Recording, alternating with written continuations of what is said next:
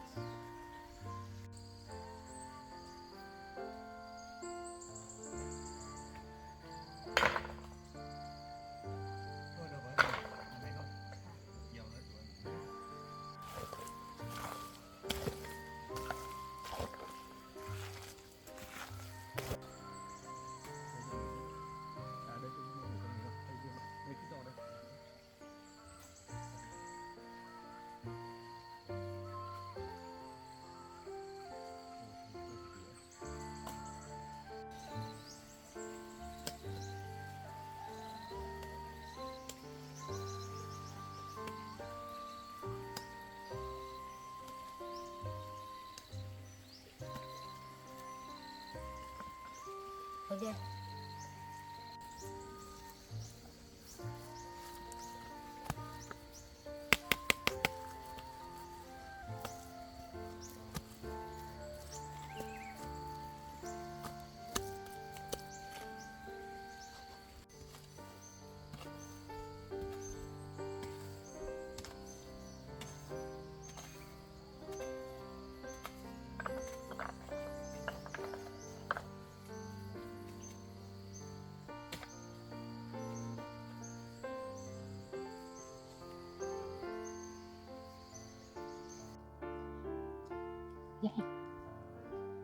Em nữa đi. Cho đây anh. Bay rồi. Bay đây bay. Đến bay mà là. Đấy, cái trò đấy cho anh.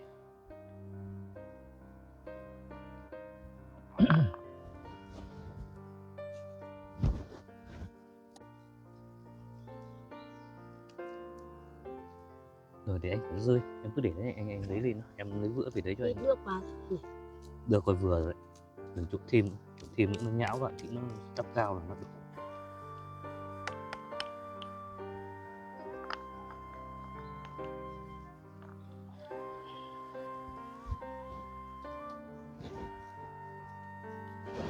Em thành. Được rồi. Đây cứ để vữa. Làm lên đây xong rồi đẹp lắm. Em phải cắt cái tiếng. Em ốm rồi chứ gì bảo đừng có làm để anh làm thôi. Lấy thêm bữa cho anh ấy.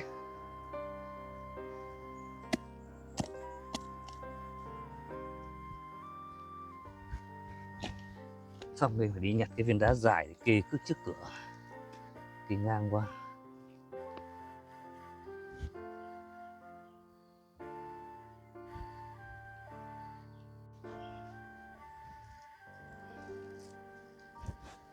Rồi kiếm đá dài để gác ngang qua đây, một viên dài gác ngang đây. Không vừa. Em ở đây để anh đi tìm xuống suối tìm viên dài nhé.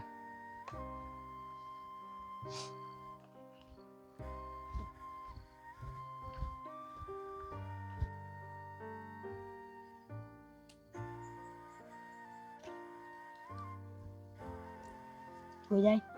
Ok. đẹp đấy. Vừa rồi. Xinh rồi. Quá xinh luôn như.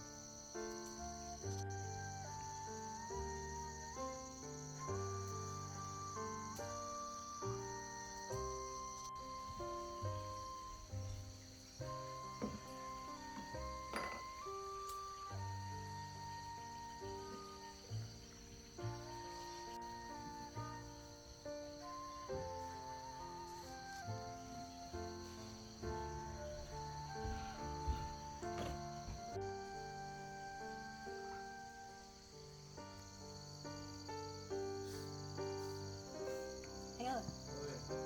Dạ cơm.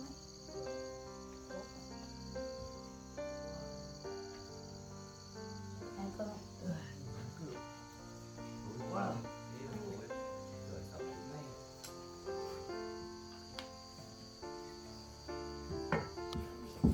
Em này nói khản khản nhưng cẩn thận bị ốm ấy. Em đang đau họng mà. Cái giọng em nói khản hết tiếng này. Người này người không làm gì cũng ốm rồi đấy chết. Ở nhà mỗi mình em lao động chính, bây giờ anh đang thuộc em cũng đợi nhà. Anh ăn đi. Em ăn cơm này. Mà. Anh em. Trời thay đổi thời tiết nó nhiều khó chịu đúng không? Vâng. Anh phải toàn này ốm nhá. Em ốm rồi bây giờ anh ốm nó mệt. Anh không sao đâu, thấy em khản hết tiếng này nguy hiểm quá.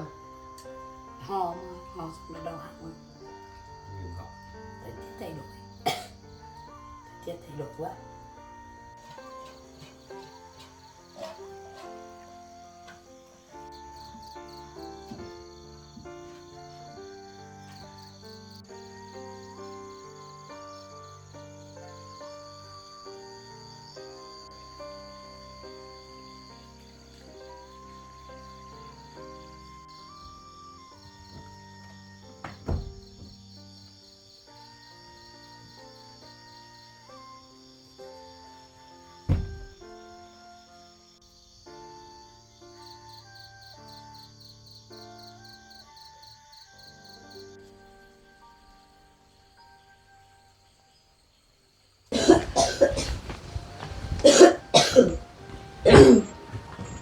Em đỡ chưa? Chưa được lắm. Ôi, em lại sốt lại rồi đây này. Đánh ra anh lấy khăn anh chườm nhá. Nằm nghỉ đi, nằm nghỉ đi. Đánh ra anh lấy khăn.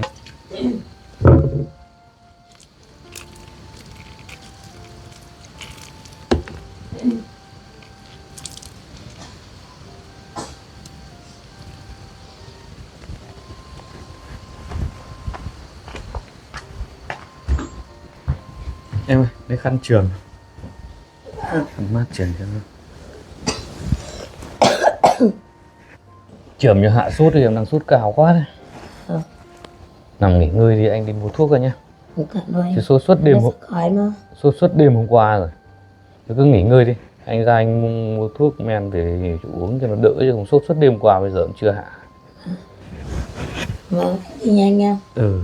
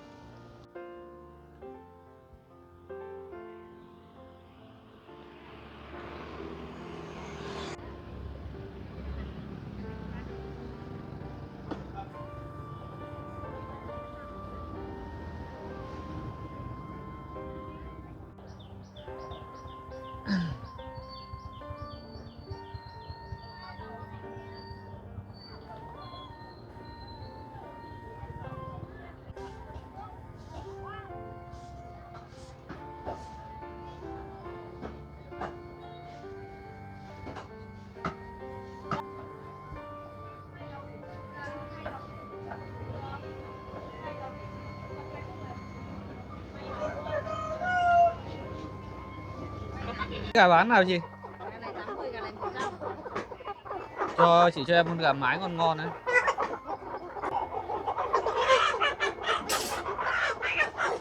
Rồi chị cân em. Em ơi 2 cân nhá. Vâng vâng vâng.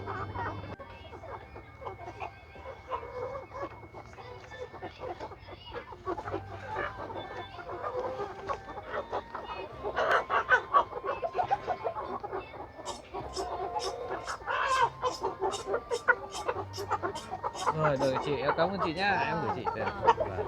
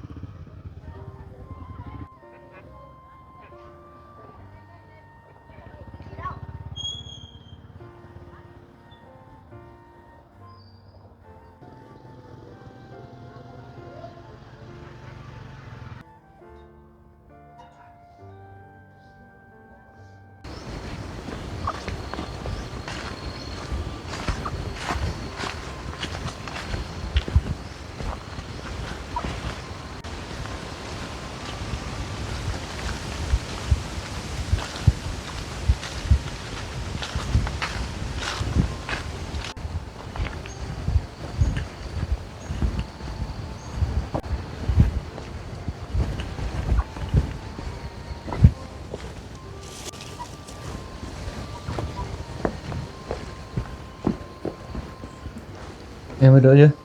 Dạ. Đỡ chưa? Anh đi chợ anh mua thuốc cho em, đi mua con gà về nấu cho em ăn chứ không sức khỏe em đợt này yếu quá. Đây thuốc đây. Để anh lấy thuốc cho em uống nhé. Nước cho em uống thuốc này. Rồi, Ơi, thuốc em uống cái nào hả? uống cứ 2 viên nọ 2 viên kia một lượt. Ngày uống 2 lần. Uống cho hạ sốt.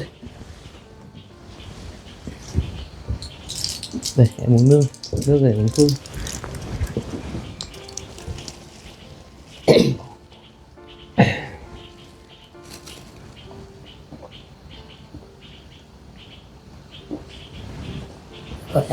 Cất đi rồi để tí nữa em nằm nghỉ cho hạn giờ sốt thì anh đi thịt con gà. Cảm ơn ạ.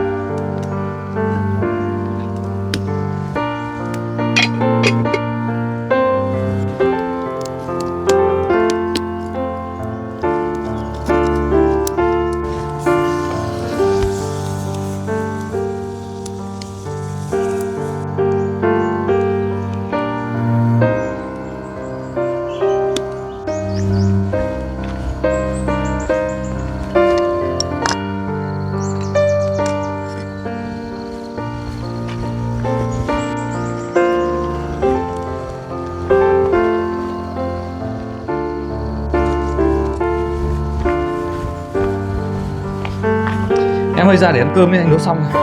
Ăn cơm cho nóng, rồi còn uống thuốc nhé này. Ra ăn cơm. Đến bưng bớt. Rồi em ra đây anh Vinh nhá. Ra ngồi vào. Đây.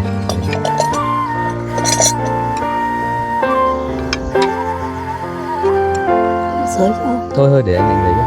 Để anh nấu cháo gà, cái đùi gà để bắp thịt rồi.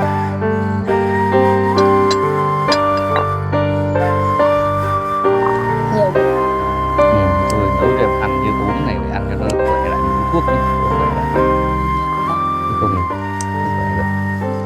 Đây để anh tách thịt ra. Đang nóng.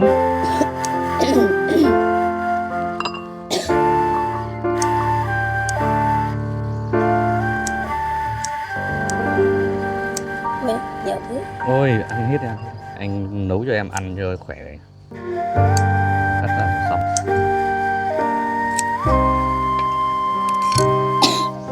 Rồi mua cái.